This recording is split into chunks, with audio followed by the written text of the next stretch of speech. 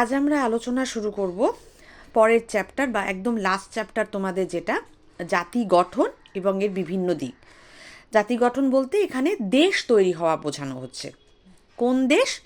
এখানে আমরা বাংলাদেশ কিভাবে তৈরি হয়েছিল, কিভাবে স্বাধীন হয়েছিল সেই বিষয় নিয়ে আলোচনা করব।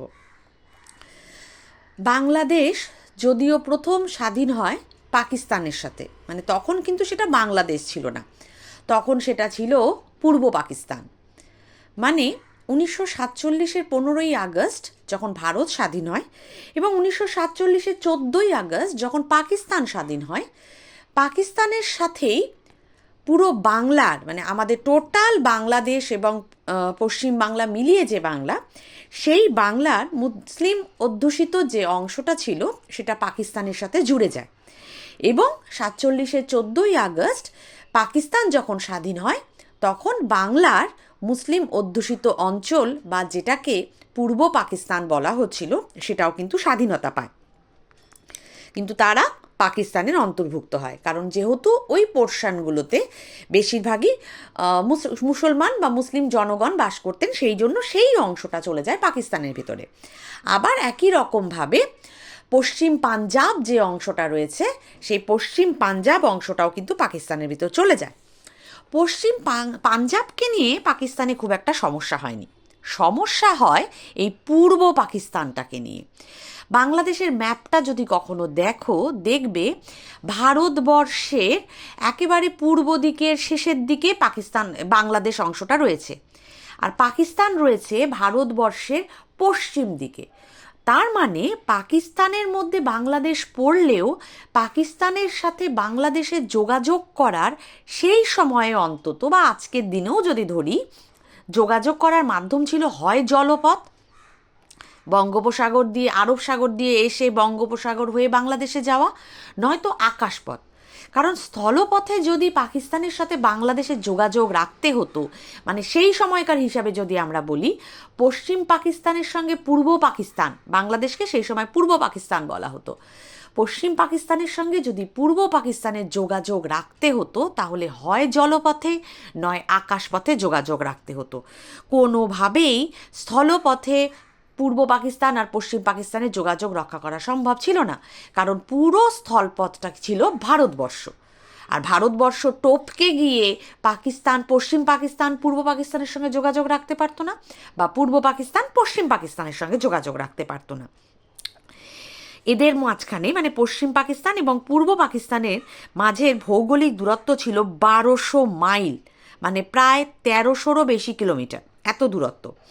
ফলে দুই দেশের মধ্যে সরাসরি কোনো রকমভাবে যোগাযোগ রক্ষা করা সম্ভব ছিল না, ফলে ঘনিষ্ঠতা বা নিবিড় সম্পর্ক স্থাপন করাও সম্ভব হয়নি। ফলে ধীরে ধীরে এই পূর্ব এবং পশ্চিম পাকিস্তানের মানুষের খাদ্যাভ্যাস, পোশাক পরিচ্ছদ, ভাষা সব ক্ষেত্রে প্রচুর পার্থক্য উঠে আসে। পাকিস্তানের রাজধানী, সংসদ ভবন সব কিছুই ছিল পাকিস্তানের পশ্চিম অংশে। ফলে পূর্ব পাকিস্তানের জনগণের মধ্যে পাকিস্তান বিরোধী একটা মানসিকতা ধীরে ধীরে গড়ে উঠতে থাকে। প্রথম যে সমস্যাটা তৈরি হয় সেটা হচ্ছে ভাষাগত পার্থক্য। পূর্ব পাকিস্তানের যে জনগোষ্ঠী ছিল তাদের আদিম প্রধান ভাষা ছিল বাংলা। অন্যদিকে পশ্চিম পাকিস্তানে পাঞ্জাবি, সিন্ধি, পুশতু বিভিন্ন ধরনের ভাষা প্রচলিত ছিল, আর সরকারি ভাষা ছিল হচ্ছে উর্দু। আর পূর্ব পাকিস্তানে যারা বাঙালি ছিলেন তারা একেবারেই উর্দু জানতেন না। ফলে ভাষাগত পার্থক্য দুটো অংশের মধ্যে আন্তরিক মেলবন্ধন তৈরি করতে পারেনি। সংস্কৃতিগত পার্থক্য ছিল, ধর্মীয় ক্ষেত্রে সাদৃশ্য ছিল। পূর্ব এবং পশ্চিম পাকিস্তান দুই দেশের জনগণই ইসলাম ধর্মে বিশ্বাসী ছিলেন, দুই দেশের জনগণই মুসলিম ছিলেন, কিন্তু তাদের সংস্কৃতির মধ্যে পার্থক্য ছিল। পশ্চিম পাকিস্তানের সংস্কৃতির মধ্যে, মানে আজকের যেটা পাকিস্তান, তাদের মধ্যে আরবীয়, ইরানীয় সংস্কৃতির প্রভাব বেশি দেখা যায়। উল্টো দিকে পূর্ব পাকিস্তান, যেটা আজকে বাংলাদেশ, তাদের মধ্যে ভারতের পশ্চিম বাংলার যে সংস্কৃতি, বাঙালি সংস্কৃতি, সেটা বেশি দেখা যায়। ফলে এদের সংস্কৃতিগত সমস্যাও হচ্ছিল, অর্থনৈতিক বৈষম্য ছিল। পশ্চিম পাকিস্তানের শাসকেরা পূর্ব পাকিস্তানের সাথে একটা বিমাতৃসুলভ, মানে সৎ মায়ের মতো ব্যবহার করত। মোট জাতীয় আয়ের অধিকাংশই বরাদ্দ থাকতো পশ্চিম পাকিস্তানের জন্য, পূর্ব পাকিস্তানকে সেভাবে এরা দেখতই না। পূর্ব পাকিস্তানে প্রচুর কৃষিজাত দ্রব্য তৈরি হতো, পূর্ব পাকিস্তান মানে বর্তমান বাংলাদেশ অবশ্যই কৃষিভিত্তিক দেশ, ফলে প্রচুর খাদ্যশস্য তৈরি হতো। কিন্তু পাকিস্তান সরকার পূর্ব পাকিস্তানের সাথে এখানকার সম্পদ নিয়ে, মানে বাংলাদেশে বর্তমান বাংলাদেশের সম্পদগুলো নিয়ে, কৃষিজ ফসলগুলো নিয়ে পশ্চিম পাকিস্তানে চলে যেত, কিন্তু পূর্ব পাকিস্তানে কোনো উন্নতি তারা করতোই না। পাকিস্তান সরকার পূর্ব পাকিস্তানকে শুধুমাত্র কৃষি উৎপাদক অঞ্চল হিসাবে দেখত, মানে এখানে ধান চাল গম সব চাষ হবে আর সেই ফসলগুলো নিয়ে চলে যাওয়া হবে পাকিস্তানে, এর বেশি এদের উন্নতি করার কোনো প্রয়োজন নেই। আসলে পূর্ব পাকিস্তানের শিল্প অর্থনীতির জন্য পশ্চিম পাকিস্তানের কোনো সরকারি ইচ্ছে ছিলই না।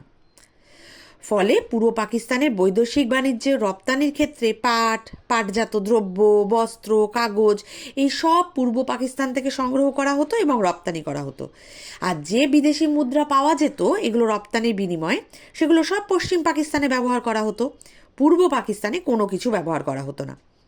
পাকিস্তানের মোট জনসংখ্যার প্রায় 55% জনগণ কিন্তু পূর্ব পাকিস্তানেই বাস করত, কিন্তু তাদের পেছনে পাকিস্তান খরচ করত মাত্র 35% অর্থ। ফলে পূর্ব পাকিস্তানের ক্রমশ খারাপ অবস্থা শুরু হতে থাকে। প্রশাসনিক দিক থেকেও ভীষণ পার্থক্য ছিল। পশ্চিম পাকিস্তানের অধিবাসীদেরই সব ক্ষেত্রে প্রচণ্ড প্রাধান্য ছিল। পূর্ব পাকিস্তানের যারা বাংলা ভাষাভাষী জনগণ, মেজরিটি বাংলাভাষী, সবাই তারা বাঙালি, তাদেরকে কোনো কাজ দেওয়া হতো না, কারণ পশ্চিম পাকিস্তানে সবচেয়ে বেশি চলতো উর্দু, যেহেতু সেটা সরকারি ভাষা ছিল, তারপর চলতো পাঞ্জাবি, সিন্ধি, পুশতু। কিন্তু বাঙালিরা যেহেতু শুধু বাংলা বলতে পারতো, তাদেরকে কোনো কাজেই নেওয়া হতো না। উচ্চ কাজগুলো তো ছেড়েই দাও, সাধারণ কাজও বাঙালিদেরকে নেওয়া হতো না। ফলে শিক্ষিত বাঙালি মুসলিমরাও সরকারি চাকরি থেকে বঞ্চিত হতে শুরু করে। পাকিস্তানের প্রতিরক্ষা, সামরিক সব জায়গায় পশ্চিম পাকিস্তানেরই ক্ষমতা দেখা যেত। চাকরিতে নিয়োগ বলো, সামরিক বাহিনীতে নিয়োগ বলো, সব কিছু থেকে বাঙালি পূর্ব পাকিস্তানিদেরকে দূরে রাখা হতো। ফলে স্বাভাবিকভাবেই পূর্ব পাকিস্তানের জনগণ যারা বাঙালি মুসলিম ছিলেন তারা ভীষণ বিরক্ত হয়ে যান। রাজনৈতিক ক্ষেত্রেও বাংলাভাষী নেতারা ভীষণ দুর্ব্যবহারের শিকার হতেন। তাদের রাজনৈতিক কোনো রকম গুরুত্ব দেওয়া হতো না, রাজনৈতিক সিদ্ধান্তে তাদের কোনো মতামত নেওয়া হতো না। পূর্ব পাকিস্তানের জনসংখ্যা পশ্চিম পাকিস্তানের থেকে কিন্তু অনেক বেশি ছিল, অথচ তা সত্ত্বেও তাদেরকে কোনো রকম গুরুত্ব দেওয়া হতো না। তা সবাই পশ্চিম পাকিস্তানের স্বার্থে কাজ করতে বাধ্য থাকতেন, পূর্ব পাকিস্তানের কোনো গুরুত্বই ছিল না। পূর্ব পাকিস্তান তখন ধীরে ধীরে পশ্চিম পাকিস্তানের বিরোধিতা করতে শুরু করে। পূর্ব পাকিস্তান ও পশ্চিম পাকিস্তানের অধিকাংশই জনগণ ছিলেন মুসলিম, হিন্দু খুব কমই ছিল। কিন্তু পূর্ব পাকিস্তানের জনগণ বাংলাভাষী, পশ্চিম পাকিস্তানের জনগণ উর্দু, আরবি, পুশতু এই সমস্ত ভাষায় কথা বলতেন। ফলে ধর্মীয় দিকে মিল থাকলেও তাদের ইসলামীয় সত্তা নিয়েও কিন্তু জাতিগত বিরোধ একটা ধীরে ধীরে শুরু হয়। পাকিস্তানের রাষ্ট্রভাষা তৈরি করা হয় হচ্ছে উর্দুকে, বলা হয় সমস্ত সরকারি কাজ এখন থেকে উর্দুতে হবে। যদিও পাকিস্তানে বেশিরভাগ জনগণ, প্রায় 98% জনগণই কিন্তু পাঞ্জাবি ভাষা বলতেন, তা সত্ত্বেও তাদেরকে বাধ্য করা হয় উর্দুতে কাজ করার জন্য। উল্টো দিকে বাংলা ভাষায় যারা ব্যবহার করতেন, কথা বলতেন, তাদেরকে কোনো কাজে নিয়োগ করা হয় না, যার ফলে উর্দু ভাষা শেখার একটা প্রবণতা বাঙালিদের মধ্যে আসে, কিন্তু সেটা ব্যর্থ হয়। বাঙালিরা ধীরে ধীরে, মানে বাংলাভাষী মুসলমান যারা ছিলেন পূর্ব পাকিস্তানে, তারা ধীরে ধীরে প্রচণ্ড পরিমাণে বিরক্ত হয়ে যান পাকিস্তানের সরকারের ওপরে। পাকিস্তানের রাষ্ট্রপতি, তার প্রধানমন্ত্রী, তাদের সবার ওপরে তারা প্রচণ্ড পরিমাণে বিরক্ত হয়ে যান। সেখান থেকেই বোঝা যায় যে ধীরে ধীরে পূর্ব পাকিস্তান তারা নিজেদের ভাষার জন্য, আর কিছু না হোক নিজেদের ভাষার অধিকারের জন্য তারা আন্দোলনের দিকে এগিয়ে যায়। প্রধানমন্ত্রী, মানে পাকিস্তানের প্রধানমন্ত্রী খাজা নাজিমুদ্দিনের ঘোষণার বিরোধিতা করতে শুরু করে পূর্ব পাকিস্তানের জনগণ। নাজিমুদ্দিন বলেছিলেন উর্দুকেই তিনি পাকিস্তানের সরকারি এবং রাষ্ট্রভাষা হিসাবে ঘোষণা করলেন এবং বললেন সবাইকে উর্দুতেই বলতে হবে, লিখতে হবে। স্বাভাবিকভাবে পূর্ব পাকিস্তানের বাংলাভাষী জনগণ এটার বিরোধিতা করতে শুরু করে। তারা 1952 30 জানুয়ারি ঢাকা, নারায়ণগঞ্জে ছাত্র ধর্মঘট শুরু করে, দিয়ে ভাষা আন্দোলন শুরু করে। তারা বলে যে না, এরকম করা যাবে না, সরকারি বা রাষ্ট্রভাষা কখনোই উর্দুকে করা যাবে না, বাংলারও তাতে গুরুত্ব থাকতে হবে, না হলে এই 98% বাঙালি ভাষী জনগণ তারা কি করে টিকবে? তারা তো বাংলা ছাড়া অন্য কিছু পারে না, তাদের পক্ষে হঠাৎ করে উর্দু শিখে উর্দুতে কাজ করা সম্ভবপর নয়। এই ভাষা আন্দোলনকে সফল করার জন্য সর্বদলীয় রাষ্ট্রভাষা কর্ম পরিষদ গঠন করা হয়। এই পরিষদ 21শে ফেব্রুয়ারি দিনটিকে রাষ্ট্রভাষা দিবস হিসাবে ঘোষণা করে। ছাত্র জনতা 4 ফেব্রুয়ারি থেকেই প্রস্তুতি নিতে শুরু করে। সরকারের 21শে ফেব্রুয়ারি নির্ধারিত কর্মসূচি ভেস্তে দিতে 20 ফেব্রুয়ারি ঢাকায় 1 মাসের জন্য পশ্চিম পাকিস্তানের সরকার 144 ধারা মানে কারফিউ জারি করে। 144 ধারা অনুযায়ী যতক্ষণ কারফিউ চলবে রাস্তায় ঘাটে কোনো জনগণ বেরোতে পারবে না, কোনো কাজ করতে পারবে না। ঢাকায় 1 মাসের জন্য এই আইন বলবৎ করা হয়। আন্দোলনকারী ছাত্র জনতা 21শে ফেব্রুয়ারি 144 ধারা অমান্য করে নিরস্ত্র মিছিল শুরু করে। তারা মিছিলের ওপরে পাকিস্তান সরকারের পুলিশ প্রথমে লাঠি চালায়, তারপর কাঁদানে গ্যাস ব্যবহার করে। এতেও ছাত্ররা ভেঙে পড়ে না। বহু মানুষ সেই সময় শহীদ হয়। আব্দুল সালাম, আব্দুল বরকত, আব্দুল জব্বার, রফিক উদ্দিনের মতো বহু ছাত্র আন্দোলনকারী, ভাষা আন্দোলনকারী মানুষ শহীদ হয়ে যান। এই আন্দোলনকে সমর্থন করার জন্য পাকিস্তান সরকার মুনির চৌধুরী, মৌলানা ভাসানী, আব্দুল হাসেম এদের মতো বহু বিশিষ্ট ব্যক্তিদেরকে গ্রেপ্তার করে। এর প্রতিবাদে প্রখ্যাত সাংবাদিক সাহিত্যিক আবুল কালাম শামসুদ্দিন আইন পরিষদ ত্যাগ করে দেন। বিশিষ্ট সাংবাদিক সাহিত্যিক আব্দুল গফ্ফার চৌধুরী রচনা করেন তার কালজয়ী সঙ্গীত, যেটা আজও 21শে ফেব্রুয়ারিতে বাজানো হয়, শোনানো হয় মানুষকে। বিখ্যাত একটি গান, আমার ভাইয়ের রক্তে রাঙানো 21শে ফেব্রুয়ারি আমি কি ভুলিতে পারি। 21শে ফেব্রুয়ারি ঘটনার অভিঘাতে পূর্ব পাকিস্তানের ঘরে ঘরে রক্ত শপথের বীজ ছড়িয়ে পড়ে। সবাই শপথ নিতে শুরু করে যে তারা বাংলা ভাষাকে গুরুত্ব দিয়ে হয় তারা পাকিস্তানকে বাধ্য করবে উর্দুর সাথে বাংলা ভাষাকে বজায় রাখতে, নয়তো তারা পৃথক একটা দেশ দাবি করে পাকিস্তানের কাছে, যেখানে তারা নিজেদের মাতৃভাষার মর্যাদা রক্ষা করতে পারবে। মাতৃভাষার মর্যাদা রক্ষার জন্য আত্মবলিদান বিশ্বের ইতিহাসে এক বিরল থেকে বিরলতম ঘটনা, rarest of the rare. Bangla ভাষার জন্য শহীদদের স্মৃতির প্রতি শ্রদ্ধা জানিয়ে সম্মিলিত জাতিপুঞ্জ ইউএনও 1999 সালে 17 নভেম্বর ঘোষণা করেন যে 21শে ফেব্রুয়ারি দিনটিকে এখন থেকে আন্তর্জাতিক মাতৃভাষা দিবস হিসাবে মান্য করা হবে। তারপর থেকে প্রতি বছর 21শে ফেব্রুয়ারি আন্তর্জাতিক মাতৃভাষা দিবস পালন করা হয়। এরপর ধীরে ধীরে ভাষা আন্দোলনকারী যারা রয়েছিলেন তারা পূর্ব পাকিস্তানের স্থানীয় রাজনৈতিক দলগুলোকে ঐক্যবদ্ধভাবে একজোট করে, মানে বর্তমান যেটা বাংলাদেশ। তারা পাকিস্তানের প্রধান রাজনৈতিক দল, পূর্ব পাকিস্তানেরই বলা ভালো, প্রধান রাজনৈতিক দল আওয়ামী লীগের সাথে একজোট হয়। আওয়ামী লীগ আরও ছোট ছোট কিছু দলকে যুক্ত করে একটা যুক্ত ফ্রন্ট গড়ে তোলে। তারপর তারা পূর্ব পাকিস্তানের জন্য স্বায়ত্ত শাসনের মানে স্বাধীনতার দাবি জানায়। 1954-তে নির্বাচন হয়, ইলেকশন হয়। যুক্তফ্রন্ট এই নির্বাচনে সংখ্যাগরিষ্ঠতা লাভ করে এবং বিপুল ভোটে জয়ী হয়। তা সত্ত্বেও পাকিস্তান সরকার কোনোভাবেই এই আলাদা করে একটা দেশ ঘোষণা করা বা বাংলাকে গুরুত্ব দেওয়ার কথা বিন্দুমাত্রও বলে না। তারা কেন্দ্রীয় সরকারের নিয়ন্ত্রণই প্রতিষ্ঠা করতে চায় পূর্ব পাকিস্তানে। ফলে পূর্ব পাকিস্তানের জনগণ আবার ক্ষুব্ধ হয়ে ওঠে। আওয়ামী লীগের সেই সময়কার অবিংশবাদী নেতা ছিলেন শেখ মুজিবুর রহমান। তার নেতৃত্বে পূর্ব পাকিস্তানের জনগণ একজোট হতে থাকে। পূর্ব পাকিস্তানের প্রতি পাকিস্তানের শাসক গোষ্ঠীর এই এক পেশে বৈষম্যমূলক আচরণের বিরুদ্ধে মুজিবুর রহমান এবং তার দল আওয়ামী লীগ সারা পূর্ব পাকিস্তান জুড়ে আন্দোলন শুরু করে এবং 6 দফা দাবি ঘোষণা করেন, যার মধ্যে ছিল 1940 সালের লাহোর অধিবেশন, যেটা হয়েছিল ভারতের স্বাধীনতার আগে। সেখানে মোহাম্মদ আলী জিন্নাহ সংবিধান রচনার দাবি জানান সেখানে তিনি বলেন পাকিস্তানকে একটি প্রকৃত যুক্তরাষ্ট্রে পরিণত করতে হবে। কিন্তু সেই পাকিস্তান স্বাধীন হয়ে যাওয়ার পর যুক্তরাষ্ট্র আর হয় না, সম্পূর্ণ পাকিস্তান থাকে এবং পূর্ব পাকিস্তানকে তারা অবহেলা করতে থাকে। ফলে মুজিবুর রহমান দাবি জানান যে না, যুক্তরাষ্ট্রের ব্যবস্থা চালু করতে হবে পাকিস্তানে, যেখানে পশ্চিম পাকিস্তানেরও অধিকার থাকবে এবং পূর্ব পাকিস্তানেরও অধিকার থাকবে। দ্বিতীয় দাবি জানান যুক্তরাষ্ট্রীয় সরকারের অধীনে কেবলমাত্র মানে পাকিস্তানের হাতে পূর্ব এবং পশ্চিম পাকিস্তানের শুধুমাত্র প্রতিরক্ষার বৈদেশিক ক্ষমতা থাকবে, বাকিগুলো পশ্চিম পাকিস্তান নিজের মতো দেশ শাসন করবে, পূর্ব পাকিস্তানের অংশগুলোতে তারা নিজেদের মতো করে দেশ শাসন করবে। পূর্ব এবং পশ্চিম পাকিস্তানের জন্য দুটো আলাদা মুদ্রা প্রচলন করতে হবে এবং আলাদা রিজার্ভ ব্যাংক তৈরি করতে হবে। মানে পশ্চিম পাকিস্তানের ক্ষেত্রে এক ধরনের মুদ্রা থাকবে আর পূর্ব পাকিস্তানের ক্ষেত্রে আরেক ধরনের মুদ্রা। মুদ্রা বলতে টাকার কথা বোঝানো হয়েছে এখানে, যাতে পূর্ব পাকিস্তানের জনগণের কোনো অসুবিধে না হয়। সমস্ত প্রকার রাজস্ব ঠিক করা এবং আদায় করার ক্ষমতা প্রদেশগুলোকে দিতে হবে, সব কিছু পশ্চিম পাকিস্তানের হাতে থাকলে চলবে না। 5 নম্বর দাবি ছিল প্রাদেশিক সরকারগুলোকে বিদেশের সঙ্গে বাণিজ্যিক চুক্তি করার অধিকার দিতে হবে, আমদানি রপ্তানি করার অধিকারও দিতে হবে। না হলে বাংলাদেশ থেকে বা পূর্ব পাকিস্তান থেকে সমস্ত জিনিসপত্র পশ্চিম পাকিস্তানে নিয়ে এসে সেগুলোকে রপ্তানি করা হচ্ছে। পূর্ব পাকিস্তানে এটাতে বিশাল ক্ষতি হচ্ছিল। 6 নম্বর দাবি ছিল পূর্ব পাকিস্তানে উপযুক্ত সংখ্যক সামরিক বিদ্যালয়, কলেজ তৈরি করতে হবে, চট্টগ্রামে নৌবাহিনী তৈরি করতে হবে, পূর্ব পাকিস্তানের প্রয়োজন মতো আধা সামরিক বাহিনীও গঠন করতে হবে। শেখ মুজিবুর রহমানের এই দাবিগুলোকে পাকিস্তানের তৎকালীন শাসক যিনি ছিলেন জেনারেল আইয়ুব খান, তিনি বলেন এগুলো হচ্ছে বিশৃঙ্খলা সৃষ্টিকারী, বিচ্ছিন্নতাবাদী, এরা আলাদা হতে চায়, এরা ধ্বংসাত্মক। তিনি এগুলো একটাও মানতে চান না এবং বলেন এগুলো অ্যাকচুয়ালি দেশভাগ করার চক্রান্ত, এগুলোর কোনো কিছুর প্রতি পাকিস্তান গুরুত্বই দেয় না। এবং আওয়ামী লীগের পশ্চিম পাকিস্তানের শাখা এই দাবিপত্রের তীব্র সমালোচনা করে।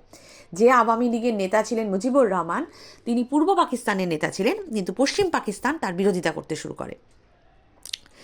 একটা সময় জেনারেল আইয়ুব খান শেখ মুজিবুর রহমানকে দেশের 1 নম্বর শত্রু বলেও ঘোষণা করে দেন। শেখ মুজিবুর রহমান তার 6 দফা দাবি সম্বন্ধে বলেছিলেন যে এই 6 দফা দাবি পূর্ব পাকিস্তানের বাংলাভাষী যে সমস্ত মুসলিম কৃষক, শ্রমিক, মধ্যবিত্ত মানুষ রয়েছে তাদের জন্য ভীষণ প্রয়োজনীয়, না হলে এরা সারা জীবন শোষিত হতেই থাকবে। 1969-এর 23শে ফেব্রুয়ারি ঢাকা বিশ্ববিদ্যালয়ে ছাত্র সংসদের সভাপতি তোফায়েল আহমেদ ঢাকার রেসকোর্সের ময়দানে অসংখ্য ছাত্র জনতার উপস্থিতিতে এত আন্দোলন করার জন্য শেখ মুজিবুর রহমানকে বঙ্গবন্ধু উপাধিতে ভূষিত করেন। বঙ্গবন্ধু মুজিবুর রহমান বহু জায়গায় বহু আন্দোলন করেন, তাকে বহুবার গ্রেপ্তার করা হয়। শেখ মুজিবুর সহ 35 জন সামরিক বেসামরিক ব্যক্তিকেও একসময় পাকিস্তান গ্রেপ্তার করে। এদের বিচারের জন্য পাকিস্তানের বিচারপতি এস.এ. রহমানের নেতৃত্বে বিশেষ আদালতও গঠন করা হয়। এই যে মুজিবুর রহমানকে গ্রেপ্তার করা, তার সঙ্গী সাথীদের গ্রেপ্তার করা, এই ঘটনাটাকে আগরতলা ষড়যন্ত্র মামলা বলা হতো। এই ঘটনায় দেশে তীব্র প্রতিক্রিয়া তৈরি হয়। পূর্ব পাকিস্তানের ছাত্র সমাজ ছাত্র সংগ্রাম পরিষদ বলে একটা দল গঠন করে এবং জেনারেল আইয়ুবের বিরুদ্ধে ব্যাপক আন্দোলন শুরু করে। তারা উল্টে আরও 11 দফা দাবি উত্থাপন করে। শেখ মুজিবুর রহমানের 6 দফা দাবি এবং ছাত্র সংগ্রাম পরিষদের 11 দফা দাবি ভিত্তিতে ছাত্র, জনগণ সবাই একজোট হয়ে গণ আন্দোলন শুরু করে।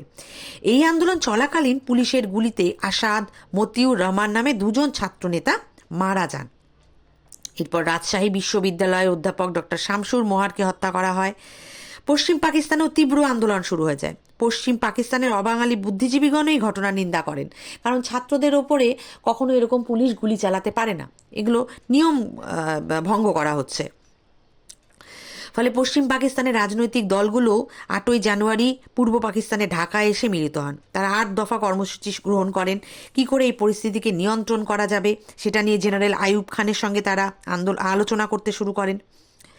তারপর ধীরে ধীরে মুজিবুর রহমান থেকে শুরু করে তার যত অনুরাগীদের গ্রেপ্তার করা হয়েছিল তাদের সবাইকে মুক্তি দেওয়া হয় এবং মামলাটিও পাকিস্তান সরকার প্রত্যাহার করে নেয়। জেনারেল আইয়ুব পদত্যাগ করেন। জেনারেল ইয়াহিয়া খান পাকিস্তানের রাষ্ট্রপতি পদে অধিষ্ঠিত হন।